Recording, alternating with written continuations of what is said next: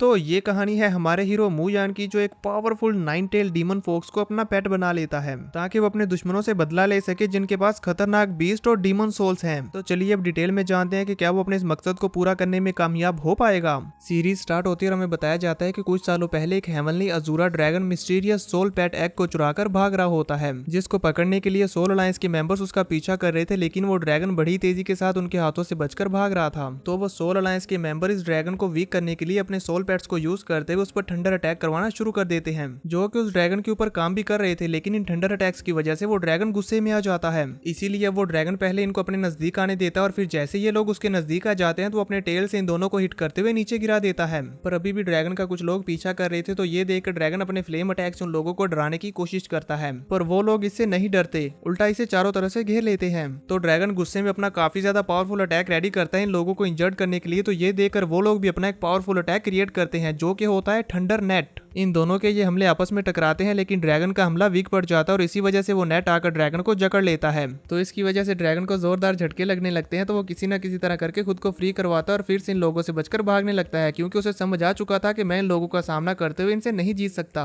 वो लोग ड्रैगन का पीछा करते हुए उसके नजदीक आकर उसे पकड़ने की कोशिश करते हैं, लेकिन इसमें नाकाम रहते हैं। इसीलिए वो चारों लोग मिलकर एक फॉर्मेशन क्रिएट करते हैं, जिसकी हेल्प से वो ड्रैगन को ट्रैप करने की कोशिश करते हैं। पर वो ड्रैगन इस फॉर्मेशन से हिट होने के बाद बादलों में से होता हुआ नीचे गिरने लगता है। तो वो लोग भी उसे पकड़ने के लिए उसके पीछे जाने लगते हैं, पर उन्हें वो ड्रैगन कहीं पर नजर ही नहीं आता। तो अब वो लोग वहां दोबारा से उस ड्रैगन को ढूंढने में लग जाते हैं कि आखिर वो कहां गया। जबकि दूसरी तरफ जंगल में हमें दिखाया जाता है कि वो ड्रैगन एक छोटे से सिल्क वॉर्म में तब्दील हो गया है और वहां एक स्टोन पर आते हुए इन लोगों को देखने लगता है कि अब मैं देखता हूँ कि तुम लोग मुझे कैसे ढूंढते हो, और फिर जंगल की तरफ निकल जाता है अपने उस एग को ढूंढने के लिए, जो कि उसके हाथों से गिर गया था। अब स्टोरी प्रेजेंट में आती है, जहां पर हम चू क्लैन को देखते हैं, जिनके ऊपर डीमन क्लैन के लोगों ने हमला कर दिया था और वो अपने सोल बैट्स का यूज करते हुए इन लोगों को जान से मार रहे थे। इन डीमन क्लैन्स के लोगों ने पूरे चू क्लैन को डिस्ट्रॉय करके रख दिया था। चू क्लैन का यंग मास्टर अपने सामने ये नजारा देखकर डर जाता है और उसे समझ आ गया था कि मैं इन लोगों का सामना नहीं कर सकता। इसीलिए वो अपने क्लैन के कुछ मेंबर्स को साथ लेकर जंगल की तरफ निकल जाता है ताकि वो अपनी जान बचा सके। पर इसे क्या पता था कि वो लोग अभी भी इनका पीछा नहीं छोड़ेंगे। वो लोग जंगल में भागते हुए जा रहे थे कि तभी डीमन क्लैन के सोल बीस्ट उन्हें देख लेते हैं और उनका पीछा करते हुए एक एक करके उन्हें मारने लगते हैं। और ऐसे करते करते उन्होंने धीरे धीरे चू क्लैन के काफी सारे मेंबर्स को जान से मार दिया था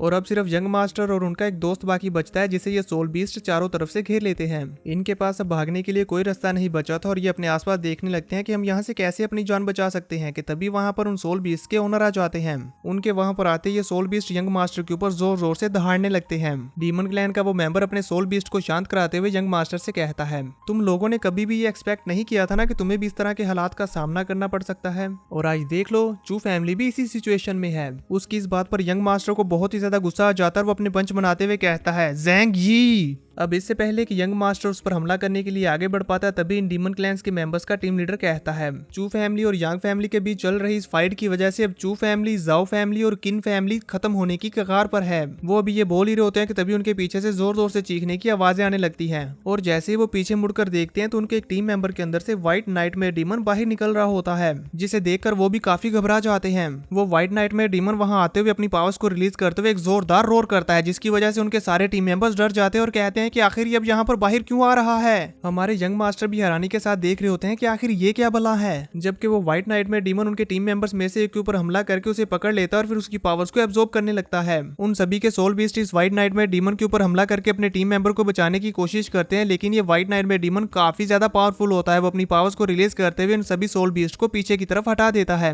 अब इससे पहले कि वो व्हाइट नाइटमेयर डीमन उस बंदे की पावर्स को एब्जॉर्ब कर पाता, तब भी वहां पर कोई आ जाता है जो उसे एक फॉर्मेशन में कैद कर लेता है। अब वो पर्सन जिसने इस व्हाइट नाइटमेयर डीमन को अपनी फॉर्मेशन में कैद किया है, वो वहां पर अपीयर होता है, जो कि अपने एक टाइगर जैसे दिखने वाले फ्लाइंग सोल बीस्ट के ऊपर बैठकर वहां पर आता है, जिसे देखकर ये सभी डीमन क्लैन के मेंबर्स उनके सामने जाकर झुकने लगते हैं। जहां से हमें पता चलता है कि ये तो डीमन पैलेस का मास्टर जिया है। मास्टर जिया उस डेड हुए बंदे की तरफ देखते हैं जिसके अंदर से ये व्हाइट नाइटमेयर बाहर आया था। वो उसे देखते हुए कहते हैं, ये तो अभी फर्स्ट लेवल पर भी नहीं पहुंचा और इस व्हाइट नाइटमेयर के हाथों मारा गया, बहुत कमजोर था। मास्टर जिया अभी इतना बोल ही रहे होते हैं कि तभी यंग मास्टर के साथ जो उनका फ्रेंड था वो इन्हें देखकर काफी ज्यादा डर जाता है और वहां से अपनी जान बचाकर भागने लगता है। उसे भागते हुए देखकर मास्टर जिया व्हाइट नाइटमेयर डीमन को आजाद कर देते हैं। तो वो डीमन तेजी से जाकर यंग मास्टर के फ्रेंड को पकड़ते हुए उसकी सोल को एब्जॉर्ब कर लेता है और उसे वहीं पर मारकर फेंक देता है। यह सब देखकर यंग मास्टर को उस व्हाइट डीमन के ऊपर बहुत ज्यादा गुस्सा आता है, तो वो गुस्से में अपनी पावर्स को रिलीज करते हुए व्हाइट डीमन के ऊपर हमला करने के लिए आगे बढ़ जाते हैं और फिर ये एक दूसरे के साथ अपनी पावर्स को टकराते हैं। उन दोनों को इस तरह से आपस में टकराते हुए देखकर मास्टर जिया कहते हैं, इंटरेस्टिंग। यंग मास्टर मूजान के लिए इस व्हाइट डीमन का सामना कर पाना मुश्किल हो रहा था कि तभी इतने में मास्टर जिया अपनी पावर्स को यूज करते हुए इस व्हाइट डीमन को यंग मास्टर की बॉडी में ही डाल देते हैं, जिसकी वजह से मूजान को काफी ज्यादा पेन हो रहा था और वो वहीं पर बेहोश हो जाता है। अब ये सारा प्रोसेस हो जाने के बाद मास्टर जिया काओजी से कहते हैं, इस लड़के को तुम अपने साथ ग्रीन नाइटमेयर डीमन आइसलैंड पर ले जाओ और जब ये मारा जाए तो व्हाइट नाइटमेयर डीमन को मेरे पास वापस ले आना। ये कहने के बाद वो वहां से चले जाते हैं। उनके जाने के बाद यांग जाइडी काओजी से कहता है, लॉर्ड काओ, ये चू फैमिली का यंग मास्टर है, हम इसे ऐसे ही नहीं छोड़ सकते। जिस पर मिस्टर गाओ से कहते हैं कि व्हाइट नाइटमेयर डीमन इसकी बॉडी में है, ये वैसे भी ज्यादा दिनों तक जिंदा नहीं रहने वाला क्योंकि इसकी सोल पावर उस व्हाइट नाइटमेयर डीमन को फीड करने के लिए काफी नहीं है। अब इसके बाद स्टोरी शिफ्ट होती है और हमें कुछ हफ्तों बाद ग्रीन नाइटमेयर डीमन आइलैंड का सीन दिखाया जाता है, जहाँ पर हम देखते हैं कि मिस्टर गाओ अलग अलग फैमिलीज को डिस्ट्रॉय करने के बाद उनके बच्चों को उठाकर यहाँ इस आइलैंड पर ले आए थे। अब इसके बाद मिस्टर गाओ के सर्वेंट्स इन सभी बच्चों को बैटलफील्ड में ले आते हैं और यहाँ पर लाने के बाद अपने डीमन वुल्फ्स को इनके आसपास छोड़ देते हैं। ये सभी बच्चे इन फियर्स डीमन वुल्फ्स से काफी ज्यादा डर रहे होते हैं। असल में दोस्तों, मिस्टर गाओ इन सभी बच्चों को उठाकर यहाँ बैटलफील्ड में इसीलिए लेकर आए हैं ताकि वो इन सभी बच्चों में से जो भी स्ट्रॉन्गेस्ट हो उन्हें चुन सके और फिर उसे अपने डीमन क्लैन में भेजकर बहुत ही ज्यादा पावरफुल बनाएं। स्ट्रॉन्ग बच्चों को चुनने के लिए इन सभी बच्चों में से जो भी वीक होगा ये लोग उसे जान से मारते जाएंगे और अपने डीमन नाइटमेयर्स का खाना बनाते जाएंगे। अब इन सभी बच्चों के बैटलफील्ड में आ जाने के बाद मिस्टर गाओ अपने वुल्फ से कहते हैं, आगे बढ़ो और इनमें से जो भी वीक है उन्हें मारते जाओ। अब वो सभी वुल्फ आगे बढ़ते हुए एक एक करके इन बच्चों को मारने लगते हैं, तो ये देखकर वो सभी बच्चे काफी ज्यादा डर जाते हैं और अपनी जान बचाने के लिए ग्रुप बनाकर इकट्ठा हो जाते हैं ताकि जितना हो सके ये खुद को बचा सके। इन बच्चों को उन वुल्फ्स के हाथों मरता हुआ देखकर मिस्टर गाओ तो काफी ज्यादा एंजॉय कर रहे होते हैं और वो कहते हैं, भागो भागो, खुद को बचाओ। इन वुल्फ्स को बच्चों को मारता हुआ देखकर मिस्टर गाओ को बहुत ज्यादा मजा आ रहा होता है, जबकि वो बच्चे अपनी जान बचाने की पूरी कोशिश कर रहे होते हैं, लेकिन बेचारे जो भी कमजोर थे वो सभी के सभी मारे जा रहे थे और दूसरे बच्चों में से भी किसी में इतनी हिम्मत नहीं थी कि वो इन वुल्फ्स का सामना कर सके। मूयान किसी तरह से खुद को सेव करते हुए अपने आसपास की सिचुएशन को समझने की कोशिश करता है, तो उसे पता चलता है कि ये मिस्टर गाओ जानबूझकर ये सब कुछ कर रहे हैं। इसे हम बच्चों को यूं तड़पा तड़पा कर इन वुल्फ्स के हाथों मरवाने में काफी ज्यादा मजा आ रहा है, इसलिए मूयान को उस पर गुस्सा आने लगता है कि तभी उसके पास खड़ा हुआ लड़का अपनी जान बचाने के लिए मूयान को मैदान में धक्का दे देता है ताकि मूयान इन वुल्फ्स का चारा बन जाए और वो अपनी जान बचा सके। सिर्फ इतना ही नहीं बल्कि वो लड़का मूयान के साथ साथ और भी कुछ लोगों को बैटलफील्ड में धकेल देता है। मिस्टर गाओ को उस लड़के की यह हरकत काफी ज्यादा पसंद आती है और वो कहते हैं ये लड़का बहुत आगे जाएगा।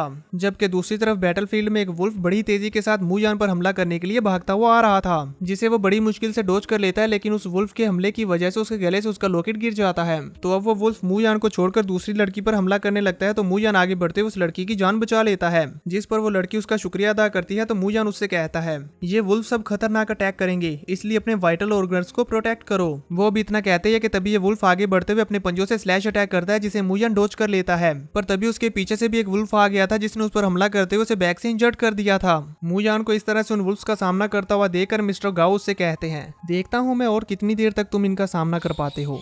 वो अभी इतना कहते हैं कि तभी उनका एक सर्वेंट जोर जोर से ड्रम बजाने लगता है, जिसकी आवाज सुनकर ये सभी वुल्फ्स अपने अपने मास्टर के पास वापस चले जाते हैं। बैटलफील्ड में ये सब होता हुआ देखकर मास्टर गाओ का मजा किरकिरा हो गया था, इसलिए वो अपने उस सर्वेंट के पास जाते हुए उसे कहते हैं, ये तुम क्या कर रहे हो। मास्टर गाओ को इतने गुस्से में देखकर वो सर्वेंट उनके सामने घुटनों पर गिर जाता है और कहता है, लॉर्ड काओ, रूल्स के अकॉर्डिंग आधे से ज्यादा बच्चे मारे जा चुके हैं, इसी वजह से मैंने ऐसा किया। मास्टर गाओ को उस पर काफी ज्यादा गुस्सा था, इसलिए उसे किक करते हैं और फिर बचे हुए सभी बच्चों से कहते हैं, तुम सभी बच्चों को जिन्होंने भी सर्वाइव किया है कांग्रेचुलेशंस, कल से तुम लोग इस आइलैंड में घूमने फिरने के लिए आजाद हो जाओगे, पर इस बात का ख्याल रखना कि तुम्हें अपना टाइम वाइजली यूज करना है, क्योंकि ये टाइम तुम लोगों के पास ज्यादा देर तक नहीं रहने वाला। ठीक 3 महीने बाद एक डुअल बैटल होने वाली है, जिसके लिए तुम लोगों को स्ट्रॉन्ग सोल पेट पकड़ना है और उसे अच्छे से ट्रेन करना है। और तुम लोगों को समझ तो आ गया होगा कि उस बैटल में क्या होने वाला है, अगर नहीं तो मैं बताता हूँ। उस बैटल में सर्वाइवल लिमिटेड होंगे, तुम सभी में से सिर्फ 10 लोग बच सकेंगे। ये कहने के बाद मास्टर गाओ वहां से जाने लगते हैं और अपने मन में सोचते हैं, अभी तो मैं तुम लोगों को कुछ टाइम के लिए और जिंदा रहने दे रहा हूँ। इसी के साथ व्यू चेंज होता है और दूसरी तरफ हम बैटलफील्ड में मूजान को देखते हैं, जो कि अपनी फैमिली की आखिरी बची हुई निशानी यानी कि अपने लॉकेट को लेने के लिए जा रहा होता है। जैसे वो अपने लॉकेट को पकड़ने लगता है तो वो मोटा लड़का जिसने अपनी जान बचाने के लिए मूजान और एक और लड़की को बैटलफील्ड में धकेल दिया था, वो मूजान के हाथ को अपने पाँव के नीचे कुचलते हुए कहता है,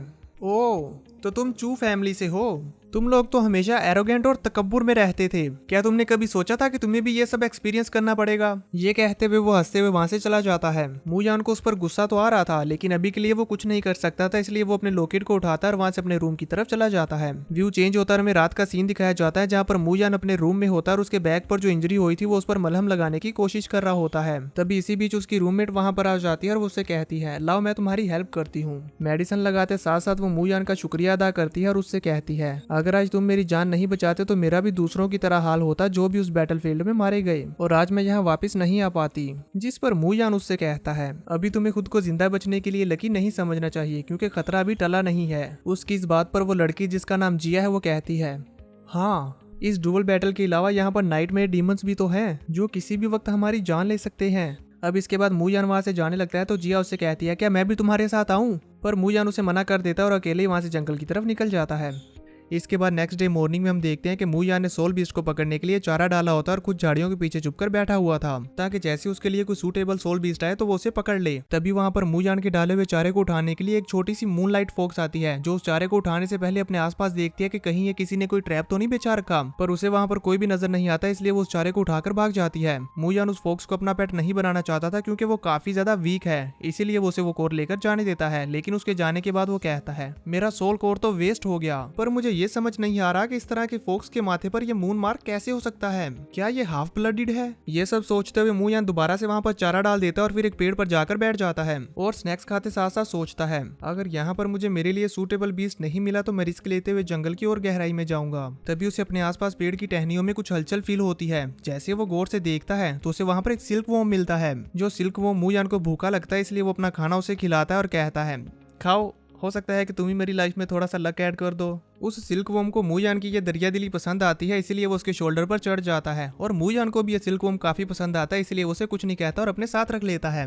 तभी इतने में वो पेड़ हिलने लगता है जिसके ऊपर वो बैठा हुआ था, तो वो अपने आसपास देखने लगता है कि ये हलचल कैसी। नीचे देखने पर उसे मालूम होता है कि ये तो एक स्केल बीस्ट है। उसे देखते हुए वो हैरान हो जाता है और कहता है कि इस स्केल बीस्ट की स्ट्रेंथ तो 9th रैंक से भी ज्यादा हो चुकी है। इसके साइज और स्ट्रेंथ के हिसाब से ये आसानी से सर्वेंट्स के फियर्स वुल्फ्स को डिस्ट्रॉय कर सकता है, पर अनफॉर्चुनेटली मैं इसे अपना बीस्ट नहीं बना सकता क्योंकि मैं इतना ज्यादा पावरफुल नहीं हूँ कि मैं इसे काबू कर सकूं। मूजान अभी ये सब बोल ही रहा था कि तभी वहां झाड़ियों में से एक फोक्स बाहर आती है जो उसके बिछाए हुए चारे को दोबारा से खाने लगती है। उसे देखते हुए मूजान कहता है कि जहां से भी स्केल बीस्ट गुजरता है वहां उसके आसपास भटकने की किसी भी सोल बीस्ट की हिम्मत नहीं होती, पर ये तो एक ब्लू स्टार फोक्स है और इसके सर पर भी वो मून मार्क है। वो ब्लू स्टार फोक्स मूजान का चारा खाकर जाने लगती है तो मूजान जल्दी से आगे बढ़ते हुए उसे रोकने की कोशिश करता है, लेकिन इतने में काफी देर हो चुकी थी। वो ब्लू स्टार फोक्स उसका चारा लेकर भाग चुकी थी। मूजान उसका पीछा करके उसे रोकने की कोशिश भी करता है, लेकिन वो इसमें नाकाम रहता है। अब फिर ऐसे करते करते 2 वीक्स गुजर जाते हैं और 2 वीक्स बाद हम देखते हैं कि मूजान अभी भी एक पेड़ के ऊपर बैठा हुआ चारा डालकर अपने लिए सूटेबल सोल बीस्ट के आने का इंतजार कर रहा था। पर तभी वहां पर एंट्री होती है एक और मूनलाइट फोक्स की,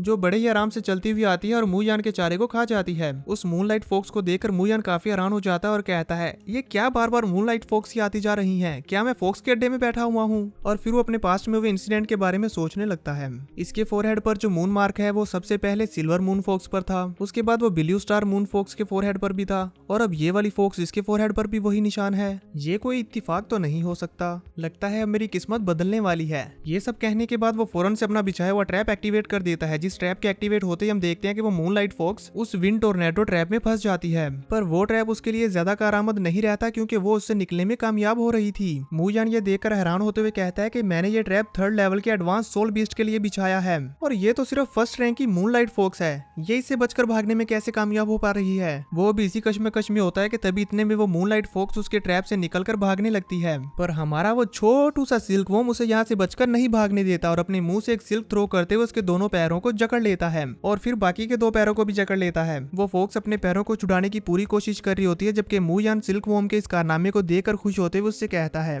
मैंने ये बिल्कुल भी एक्सपेक्ट नहीं किया था कि तुम अपने मुंह से सिल्क थ्रो कर सकते हो। अब उस सिल्क वॉर्म को शाबाशी देने के बाद मूजान मूनलाइट फोक्स के पास आ जाता है। वो फोक्स उसे अपने पास आता हुआ देखकर गुस्से में गुर्रा रही होती है और उससे दूर जा रही होती है। मूजान उसे देखते हुए कहता है, जैसे कि सोल बीस्ट के बारे में लिखा गया है कि म्यूटेटेड सोल बीस्ट के ऊपर उनके ओरिजिनल रेसिस का निशान रहता है, फिर चाहे वो कितनी ही बार ट्रांसफॉर्म क्यों ना हो जाए, उनका वो निशान हमेशा रहेगा। यानी कि ये एक म्यूटेटेड मूनलाइट फोक्स है। मूजान को समझ आ जाता है कि यही वो फोक्स है जो पिछले कुछ समय से मेरे सोल क्रिस्टल्स को खा रही है। ना सिर्फ ये म्यूटेटेड सोल बीस्ट है बल्कि ये तो लगातार म्यूटेशन करते हुए अपनी सीरीज बना सकती है। इसका मुझे जो बार बार मिलना ये तो वाकई किस्मत का खेल है। मैंने तो सोचा ही नहीं था कि मुझे इसके जैसा सुपर रेयर सोल बीस्ट मिलेगा। मूजान काफी ज्यादा खुश हो जाता है और एक फॉर्मेशन बनाते हुए इस फॉक्स के साथ कॉन्ट्रैक्ट करने की कोशिश करता है, लेकिन वो फॉक्स जिसके साथ कॉन्ट्रैक्ट नहीं बनाती। तो अब मूजान उसे प्यार से समझाने लगता है, लिटिल फॉक्स मैं तुम्हें हर्ट नहीं करना चाहता और मुझे पता है कि तुम किसी के हाथों कंट्रोल्ड होना नहीं चाहती। ये कहते हुए वो उसे प्यार से टच करने की कोशिश करता है, लेकिन वो फॉक्स उसे जोर से काट लेती है। इसकी वजह से मूजान का ब्लड भी निकलने लगता है, लेकिन फिर भी वो अपनी बात को कंटिन्यू करते हुए कहता है,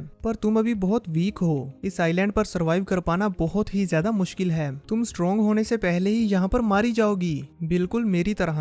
स्ट्रॉन्ग होने के बाद ही हम जिंदा रह सकते हैं और इस क्रूशियल दुनिया में अपना फ्रीडम हासिल कर सकते हैं। हम देखते हैं कि मूनलाइट फॉक्स मूजान की सारी बातों को समझ पा रही होती है और वो उसकी बातों को समझते हुए शांत हो जाती है और अब धीरे धीरे वो मूजान पर भरोसा करने लगती है। तो मूजान उसके पैरों में बंधे हुए जाल को खोलते हुए उसे प्यार से कहता है, हेवन लो हार्डवर्क करने वाले को रिवॉर्ड्स देता है। अगर तुम मेरा साथ दोगी तो मैं चूमू तुम्हें जरूर दुनिया की पीक पर ले जाऊंगा और इतना ज्यादा पावरफुल बनाऊंगा कि कोई भी तुम्हारी टक्कर का नहीं होगा। और फिर से फॉर्मेशन बनाते हुए उसके सामने करते हुए कहता है, मेरे कॉन्ट्रैक्ट को एक्सेप्ट करो।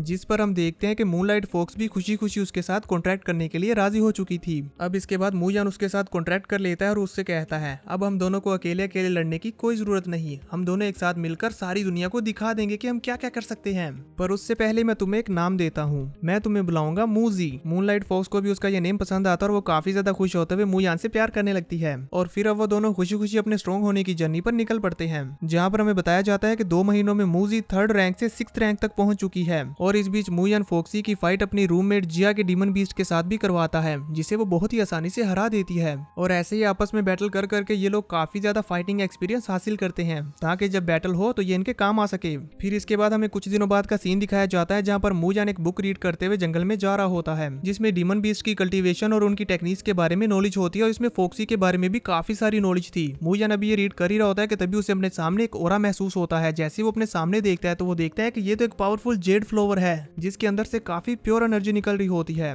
मूजान उस जेड फ्लावर को उठाने वाला होता है कि तभी वहां पर वो मोटा लड़का आ जाता है जिसने इसकी इंसल्ट की थी। वो वहां पर आते ही मूजान को देखते हुए कहता है, तुम दोबारा से? अगर तुम्हें अपनी जान प्यारी है तो वो जेड फ्लावर फौरन मेरे हवाले कर दो, वरना मैं तुम्हें अपने फियर्स वुल्फ को खिला दूंगा। तो फॉक्सी उसका सामना करने के लिए नीचे उतर आती है और मूजान बड़े ही एटीट्यूड के साथ उसे कहता है, अगर तुम यहाँ से अभी चले जाते हो तो मैं तुम्हारी जान को नॉकआउट डुअल से पहले बख्श दूंगा। जिस पर वो मोटू हंसते हुए कहता है, देखो तो जरा, अब तुम्हारे जैसे नकारा भी मुझे हराने निकले हैं। ये कहते हुए वो जोर जोर से हंसने लगता है, जिस पर मूजान उससे कहता है, तुम्हारे साथ निपटने के लिए तो मेरी मूजी ही काफी है। उसकी इस बात पर वो मोटू कहता है, ये बेकार सी फॉक्स मेरे 8th रैंक के वुल्फ के सामने एरोगेंटली एक्ट करने की हिम्मत कर रही है, अभी मैं इसे मजा चखाता हूँ। ये कहते हुए वो अपने वुल्फ को फॉक्सी पर अटैक करने के लिए आगे भेज देता है और फिर फॉक्सी और इस वुल्फ के दरमियान फाइट होना शुरू हो जाती है। तो फॉक्सी उससे बचकर भागने लगती है। ये देखकर उस मोटू को गुस्सा आता है और वो अपने वुल्फ से कहता है, मैड वुल्फ अटैक करो। मूजान उसके वुल्फ को इस तरह से फियर्सली हमला करता हुआ देखकर अपनी फॉक्सी से कहता है, मून शैडो का यूज करो। जिस पर हम देखते हैं कि फॉक्सी बड़े ही आराम से अपने मून शैडो मूव का यूज करते हुए उस फियर्स वुल्फ के हर हमले से बच रही थी। अब जब फियर्स वुल्फ लाख कोशिश करने के बावजूद भी फॉक्सी को कुछ नहीं कर पाता तो ये दोनों अपने अपने मालिक के पास पीछे आ जाते हैं। तो वो मोटू मूजान से कहता है, तुम्हारी इस मामूली सी फॉक्स के पंजे तो बहुत ही कमजोर हैं। ये मेरे फियर्स वुल्फ की डिफेंस को पेनिट्रेट नहीं कर पाएंगे। मेरे वुल्फ के हाथों से मरने के लिए तैयार हो जाओ। मूजान फिर से बड़े ही एटीट्यूड के साथ कहता है, तो तुम्हें लगता है कि हम तुम्हारे वुल्फ की डिफेंस को नहीं तोड़ सकते? मूजी, चलो इस फियर्स वुल्फ की चीखें सुने। अपने मास्टर की ये बात सुनकर फॉक्सी बड़ी तेजी के साथ आगे बढ़ती है और मून शैडो मूव को यूज करते हुए उस वुल्फ के पीछे चली जाती है और उसके बैक पर एक जोरदार पंजा मारती है और फिर दोबारा से मून शैडो मूव का यूज करते हुए अपने मास्टर के पास आ जाती है, जिससे सच में उस वुल्फ की चीखें निकल जाती हैं। वो मोटू ये देखकर हैरान हो जाता है और अपने वुल्फ की बैक पर फॉक्सी के पंजों के निशान देकर कहता है, ये कैसे हो सकता है? ये फॉक्स सिर्फ 6th रैंक पर है, इसके पंजे मेरे फियर्स वुल्फ को कैसे नुकसान पहुंचा सकते हैं? यहाँ पर कुछ तो गड़बड़ है। वो यहाँ पर ये सब सोच रहा होता है जबकि मूजान अपनी फॉक्सी को आगे भेजते हुए इस फियर्स वुल्फ पर हमला करना शुरू कर देता है और ये दोनों बीस्ट आपस में लड़ने लगते हैं, जिसमें फॉक्सी बड़े ही आराम से इस फियर्स वुल्फ को धूल चटाने लगती है। ये देखकर मोटू को भी समझ आ जाता है और वो कहता है, ये तो इसकी वीक फॉर्म है। मुझे यकीन नहीं होता कि मैं भूल कैसे गया, ये मूनलाइट फॉक्स अपना भेस बदल सकती है। इसने अपनी कल्टीवेशन को छुपाया। अब क्योंकि इस मोटू को फॉक्सी के बारे में सब कुछ पता चल चुका था, इसलिए मूजान भी अपनी फॉक्सी से कहता है, इसे अपनी ट्रू स्ट्रेंथ दिखाओ। तो फॉक्सी अब अपनी रियल फॉर्म में आ जाती है, जिसमें हम देखते हैं कि वो पहले से काफी ज्यादा बड़ी हो चुकी है और ना सिर्फ बड़ी हो चुकी है बल्कि अब 9th लेवल तक पहुंच चुकी है। मोटू से देखकर काफी ज्यादा हैरान हो जाता है और कहता है, 9th रैंक मूनलाइट फॉक्स, ये तो पहले ही 9th रैंक के पीक लेवल पर पहुंच चुकी है। इस लड़के ने अपनी पावर्स को छुपा के रखा। अगर आज मेरी इसके साथ बैटल ना होती तो मुझे तो पता ही नहीं चलता है कि ये इतना ज्यादा पावरफुल हो चुका है। अगर हम कुछ दिन बाद होने वाले डुअल बैटल में मिलते तो मैं तो सोच भी नहीं सकता कि मेरा क्या हाल होता। ये सब सोचते हुए वो मूयान से कहता है, चूमू तुम्हें आज यहाँ पर मरना होगा। इसी के साथ उसका फियर्स वुल्फ फॉक्सी के ऊपर हमला करने लगता है तो फॉक्सी बड़े ही आराम से उसके सभी हमलों को डॉज करती जा रही थी। ये देखकर वो कहता है, अब टाइम आ चुका है इन्हें अपनी रियल एबिलिटी दिखाने की। फियर्स वुल्फ अपनी ट्रू ब्रूटैलिटी फॉर्म को यूज करो, अभी ब्लड थर्स्टी टेक्निक का इस्तेमाल करो। अपने मास्टर की ये बात सुनकर वो वुल्फ अपनी इस टेक्निक को परफॉर्म करना शुरू कर देता है, जिसके अंदर से काफी ज्यादा इवल ऑरा निकल रहा होता है। मूयान ये देखकर कहता है, बुरा हुआ, इसकी ब्लड थर्स्टी स्टेट तो काफी ज्यादा पावरफुल है। अगर इसने अपनी इस टेक्निक को सक्सेसफुली परफॉर्म कर लिया तो फिर मेरे लिए इसे रोक पाना बिल्कुल ही नामुमकिन हो जाएगा। मूयान अभी ये सोच रहा होता है कि तभी वो वुल्फ अपनी इस टेक्निक को सक्सेसफुली परफॉर्म कर लेता है और फिर फॉक्सी के ऊपर हमला करना शुरू कर देता है, जिसमें हम देखते हैं कि उसकी स्पीड बहुत ही ज्यादा बढ़ चुकी थी। फॉक्सी के लिए भी उसे देख पाना मुश्किल हो रहा था। वो भी फॉक्सी से बदला लेने के लिए उसके पीछे आ जाता है और अपने पंजे से उसके ऊपर एक जोरदार अटैक करने ही वाला होता है कि तभी मूयान उससे कहता है, मून शैडो टेक्निक का यूज करो, जिसे यूज करते हुए फौरन फॉक्सी उसके इस हमले से बच चुकी थी। जिस पर वो मोटू अपने वुल्फ से कहता है, मैड वुल्फ फौरन इन पर हमला करते रहो, इन्हें सांस लेने तक का चांस भी मत देना। वो वुल्फ लगातार फॉक्सी के ऊपर हमला करता जा रहा था तो मूयान फॉक्सी को उससे बचकर दूर जाने के लिए कहता है तो फॉक्सी ऐसा ही करती है और वो उससे बचते हुए दूर जाकर एक पेड़ के ऊपर बैठ जाती है। जिस पर वो मोटू मूयान से कहता है, तुम्हें क्या लगता है कि इस तरह से डिस्टेंस मेंटेन करने से तुम बच जाओगे? तो अब ये मोटू अपनी एक ट्रिक का यूज करते हुए फॉक्सी को कहता है, तुम्हें नहीं लगता कि तुम्हारे ऐसा करने की वजह से तुम्हारे मास्टर की जान खतरे में आ जाएगी? उसकी इस बात पर फॉक्सी को गुस्सा आ जाता है और वो पेड़ से नीचे उतरते हुए फियर्स वुल्फ के ऊपर हमला करने लगती है। ये देखकर मोटू कहता है, अब आएगा मजा, इसे बेवकूफ बनाना तो बड़ा आसान है। गुस्से में होने की वजह से फॉक्सी जज्बाती होकर फियर्स वुल्फ के ऊपर हमला कर रही थी और इसी बात का फायदा उठाते हुए फियर्स वुल्फ फॉक्सी को एक जोरदार हिट करता है, जिसकी वजह से फॉक्सी वहीं पर गिर जाती है और दोबारा नहीं उठ पाती। ये देखकर मूयान अपना डैगर निकालकर फॉक्सी को बचाने के लिए आगे बढ़ता है तो फियर्स वुल्फ उस पर भी हमला कर देता है और अब यहाँ पर मूयान भी बुरी तरह फंस चुका था, क्योंकि उस वुल्फ ने मूयान के बाजू को काट लिया था और उसके दूसरे हाथ से उसका डैगर भी छुड़वा दिया था। मूयान यहाँ पर कुछ भी नहीं कर पाता कि तभी इतने में बादल झड़ते हैं और वहां से मूनलाइट नीचे आती है जो सीधी फॉक्सी पर पड़ती है। उस मूनलाइट की पड़ने की वजह से फॉक्सी दोबारा से खड़ी हो जाती है और उसकी सारी इंजरी भी हील हो जाती हैं। वो मोटू जो बहुत खुश होते हुए बोल रहा होता है, चूमू अब मरो यहाँ पर। जैसे वो देखता है कि फॉक्सी दोबारा से उठ खड़ी हुई है और उसकी सारी इंजरीज भी हील हो चुकी हैं तो ये देखकर वो काफी ज्यादा डर जाता है और कहता है कि फियर्स वुल्फ जल्दी से जाकर उस पर हमला करो और उसे गर्दन से दबोचते हुए जान से मार डालो। अब इससे पहले कि वो फियर्स वुल्फ ऐसा कुछ कर पाता तभी फॉक्सी बड़ी तेजी के साथ अपने मास्टर को बचाने के लिए आगे बढ़ती है और अपने पावरफुल स्लैशेस का यूज करते हुए उस फियर्स वुल्फ को वहीं पर मार डालती है। उस फियर्स वुल्फ के मरते साथ ही हम देखते हैं कि उस मोटू को कुछ होने लगता है और वो अपना सर पकड़कर जोर जोर से चीखने लगता है। ये देखकर मूयान हैरान हो जाता है कि इसे क्या हो रहा है, कहीं नाइटमेयर डीमन तो इसके अंदर से बाहर नहीं निकल रहा।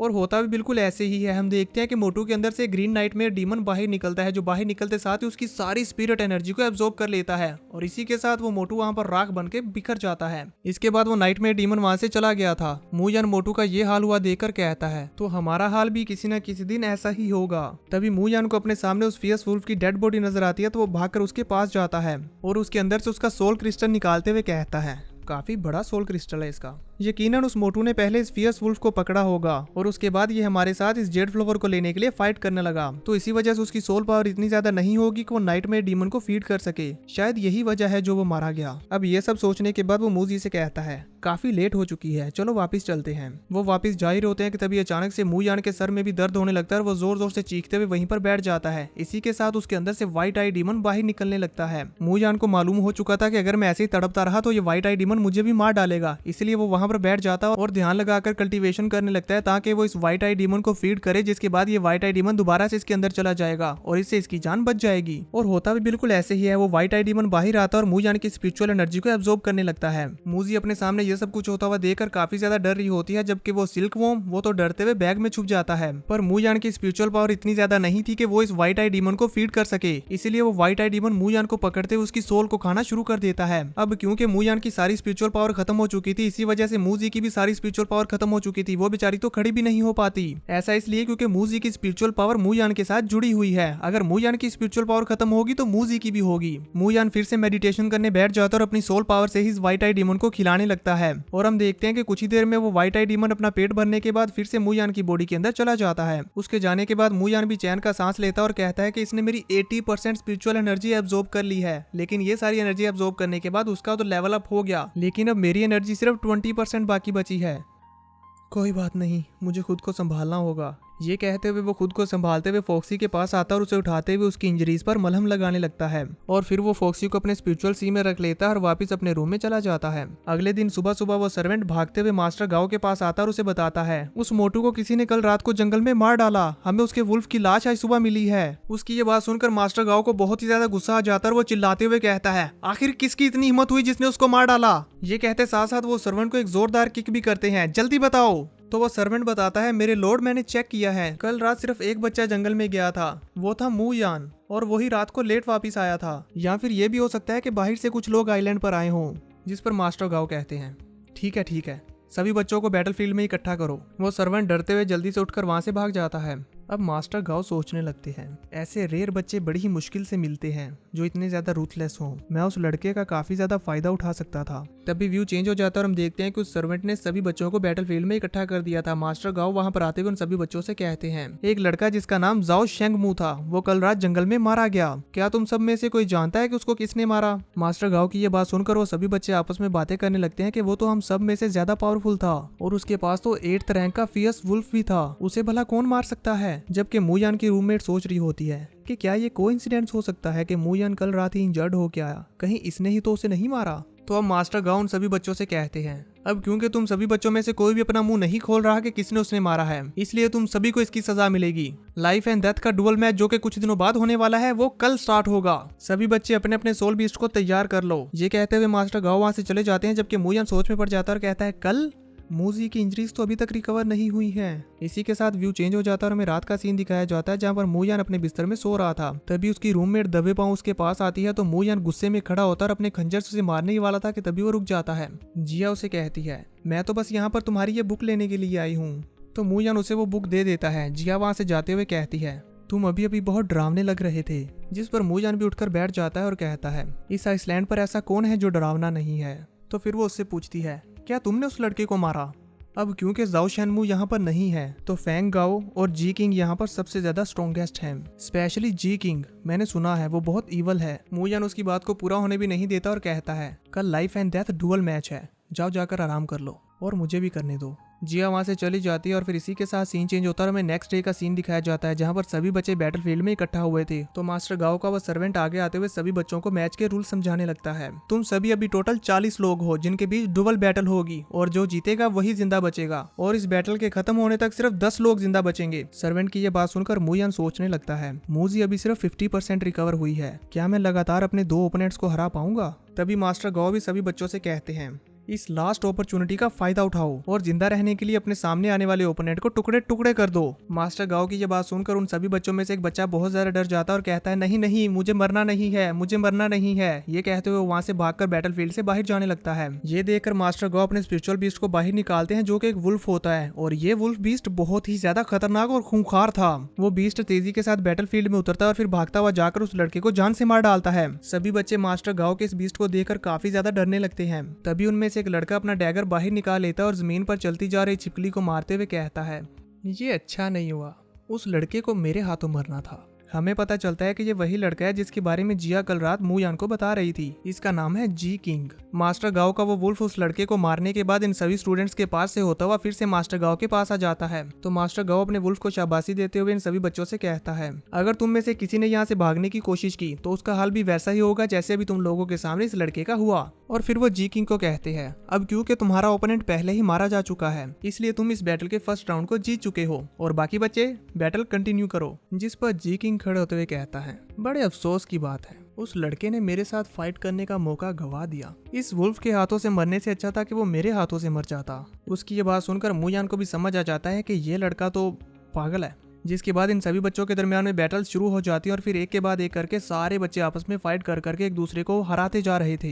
और जो जीता जा रहा था वो जिंदा बच रहा था और जो हार रहा था उसे नाइटमेयर डीमन का खाना बना दिया जा रहा था। कंपटीशन के फर्स्ट राउंड के खत्म हो जाने के बाद 40 बच्चों में से 20 बच्चे बाकी बचते हैं और अब कंपटीशन का सेकंड राउंड शुरू होने जा रहा होता है जिसमें सिर्फ 10 बच्चे जिंदा बचेंगे। तो मूयान जिया को एक सलाह देते हुए कहता है इस तरह के ओपोनेंट्स का सामना करते हुए इस बात का ख्याल रखना कि जितनी ज्यादा हो सके उतनी ज्यादा तुम अपनी एनर्जी को सेव करना। अब इसके बाद मूयान बैटलफील्ड में आता है और अपनी ओपोनेंट का सामना करने के लिए तैयार हो जाता है, जहां पर वो अपनी ओपोनेंट की हरकतों को ऑब्जर्व करते हुए पहले ही समझ जाता है कि ये कुछ तो करने वाली है लेकिन अपने बीस्ट को बाहर नहीं निकाल रही। और हमें दिखाया जाता है कि मूयान का यह शक बिल्कुल सही होता है, क्योंकि उस लड़की के हाथ में कोई जहरीली जड़ी बूटी थी जो उसने अपने पीछे छुपा रखी थी। अब जैसे वो जहरीली जड़ी बूटी को बाहर निकालते हुए कुछ करने वाली थी कि तभी मूयान अपने डैगर को बड़ी स्पीड के साथ थ्रो करते हुए उसके हाथ को इंजर्ड करते हुए उस जड़ी बूटी को जहर उसी के हाथों में फैला देता है, जिसकी वजह से उसकी ओपोनेंट की वहीं पर मौत हो गई थी।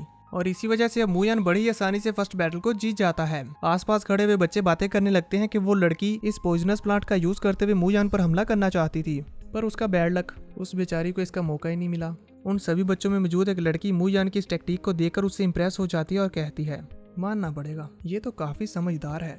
मिस्टर गाओ भी मूयान की ये बैटल देखकर सोच रहे होते हैं, ये लड़का बहुत होशियार है।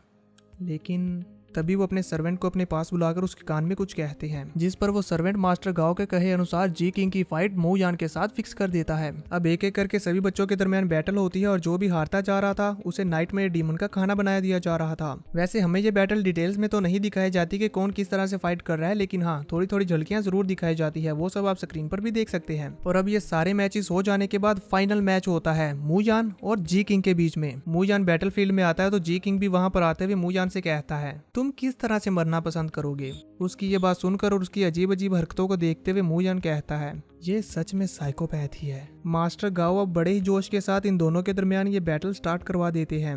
बैटल स्टार्ट होते ही ये दोनों अपने अपने स्पिरिचुअल बीस्ट को बाहर निकाल लेते हैं, जिसमें हम जानते हैं कि मूयान का स्पिरिचुअल बीस्ट तो फोक्सी ही है, जबकि जी किंग का स्पिरिचुअल बीस्ट होता है स्केल स्नेक, जो कि बहुत ही बड़ा और पावरफुल स्नेक होता है और इसका पॉइजन उसका तो पूछो ही मत, वो बहुत ज्यादा डेंजरस है। इसी के साथ साथ जी किंग अपने डैगर को मूयान के ऊपर थ्रो कर देता है और उसे मारने की कोशिश करता है, लेकिन मूयान बड़े ही आराम से उसके इस डैगर को साइड की तरफ हटा देता है। जी किंग जब देखता है कि मेरे इस हमले का तो मूयान के ऊपर कुछ भी असर नहीं हुआ तो वो उससे कहता है, उप्स, मेरा डैगर मेरे हाथ से फिसल गया। अब फोक्सी गुस्से में आगे बढ़ते हुए उस स्नेक के ऊपर हमला करना शुरू कर देती है, लेकिन हम देखते हैं कि उसके हमलों का उस स्नेक के ऊपर कुछ भी असर नहीं होता, क्योंकि उसकी चमड़ी बहुत ही ज्यादा सख्त थी। इसीलिए वो हमला करने के बाद फौरन से अपने मास्टर के पास आने की कोशिश करती है, लेकिन वो स्नेक उस पर हमले करते हुए उसे भागने ही नहीं देता और फिर उसे अपनी बॉडी में जगड़ कर मारने की प्लानिंग करने लगता है। तो मूयान फोक्सी से कहता है, जल्दी से वहां से निकलो वरना ये तुम्हें जकड़ लेगा। तो फोक्सी अपने मास्टर की बात मानते हुए जल्दी से उस स्नेक के जाल से बाहर निकलकर बैटलफील्ड में आ जाती है। ये देखकर जी किंग अपने स्नेक को ऑर्डर देता है, इस पर अपने पॉइजन से हमला करो। वो स्नेक मूजी के ऊपर अपना पॉइजन फेंकने लगता है तो मूजी बड़ी मुश्किल से उसे डॉज कर रही होती है, लेकिन इसी बीच उसकी पूंछ के ऊपर वो पॉइजन थोड़ा सा लग जाता है जो उसकी पूंछ के बालों को जला के रख देता है।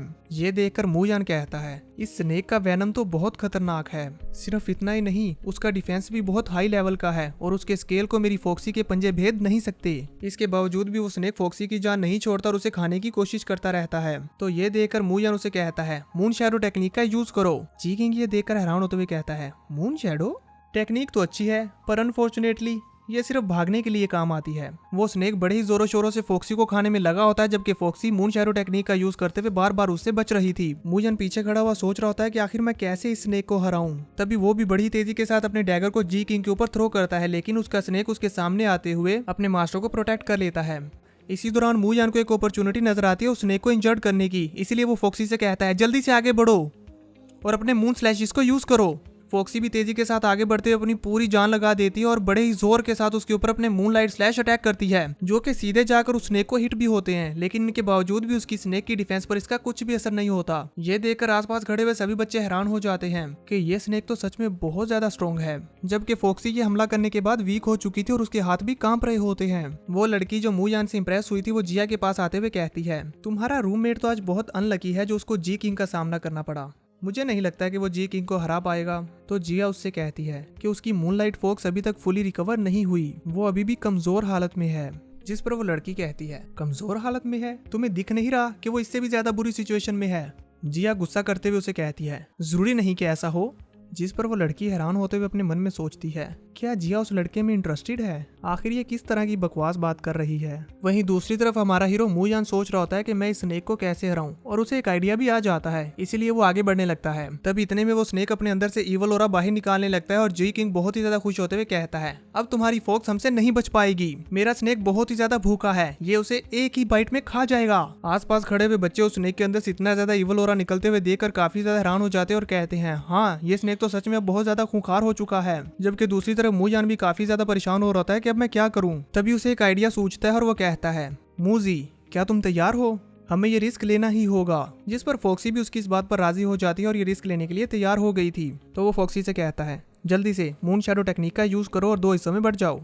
तो वो ऐसे ही करती है। मास्टर गाओ भी ये देख रहे होते हैं और वे देखते हुए कहते हैं, ये फॉक्स उस स्नेक के हमले से नहीं बच पाएगी। और वो लड़की भी जिया से कहती है, मूजान का अब यहीं पर अंत हो जाएगा। जबकि वो स्नेक अपना बड़ा सा मुंह खोलते हुए मूजी को खाने ही वाला होता है कि तभी मूजी खुद ही उसके मुंह में जंप कर देती है। मूजी को ऐसा करता हुआ देखकर जी किंग बहुत ही ज्यादा खुश हो जाता है और कहता है, वाओ शानदार, मरने का ये बहुत अच्छा तरीका है। ये कहते हुए वो जोर जोर से हंस रहा होता है और खुशी मना रहा होता है। तभी इतने में उसका स्नेक दर्द के मारे कड़हाने लगता है। ये देखकर वो काफी ज्यादा हैरान हो जाता है कि ये अचानक से मेरे स्नेक को क्या हो रहा है। जबकि मूजान खुश होते हुए बोल रहा होता है, हाँ ये वाकई ब्यूटीफुल मूनलाइट ब्लेड है। तभी हमें बताया जाता है कि ये मूनलाइट फॉक्स का एडवांस्ड स्किल है जो कि बहुत ही ज्यादा खतरनाक है। मूनलाइट फॉक्स उसका यूज करते हुए उस स्नेक को चीर डालती है और उसके अंदर से बड़े आराम से बाहर आ जाती है। सभी लोग ये देखकर बहुत ही ज्यादा हैरान हो जाते हैं। फॉक्सी उस स्नेक को मारने के बाद बड़े ही एटीट्यूड के साथ चलते हुए अपने मास्टर के पास वापस जा रही थी। जबकि दूसरी तरफ जी किंग, वो बेचारा तो हक्का बक्का रह जाता है और कहता है, आखिर ये कैसे पॉसिबल है? तुम्हारी फॉक्स ने ये कैसे किया?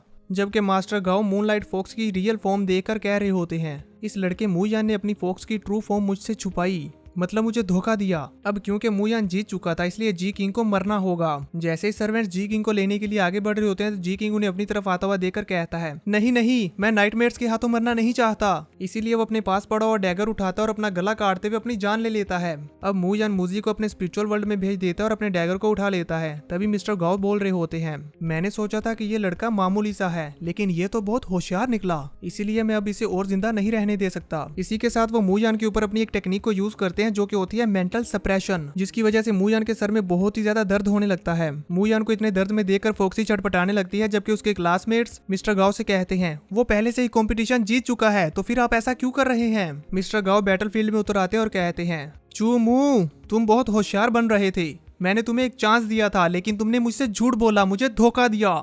मैं अभी तुम्हारे टुकड़े टुकड़े कर दूंगा। फॉक्सी सोल सी के अंदर बहुत ज्यादा झटपटा रही होती है और मूजान से बोल रही होती है, मुझे बाहर आने दो। लेकिन मूजान उसे बाहर आने नहीं देता और कहता है, परेशान मत हो, मैं बिल्कुल ठीक हूँ, मुझे कुछ नहीं होगा।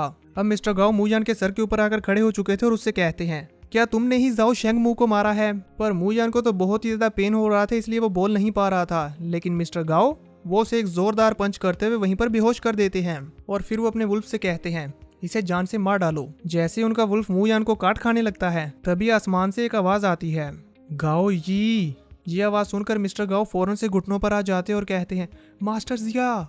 तो मास्टर जिया उसे कहते हैं, मैं व्हाइट नाइट में डीमन को और भी ज्यादा स्ट्रॉन्ग बनाना चाहता हूँ और इसके लिए इस होस्ट की बॉडी एक्सीलेंट है, इसलिए व्हाइट नाइट में डीमन को इसके अंदर रहने दो और इसे जिंदा छोड़ दो। जिस पर मास्टर गाओ कांपती हुई आवाज के साथ कहते हैं, यस मास्टर। और फिर वो बड़े ही एटीट्यूड के साथ खड़े होते हुए वहां पर मौजूद बच्चों से कहते हैं, तुम में से कौन है जो इसका रूममेट है? इसे उठाओ और अपने साथ रूम में ले जाओ। ये कहते हुए वो वहां से चले जाते हैं और जिया मूजान को उठाते हुए रूम में ले जाने लगती है। पर मूजान को इसके ऊपर बहुत ज्यादा गुस्सा आ रहा था। वो कहता है, गाओ ये।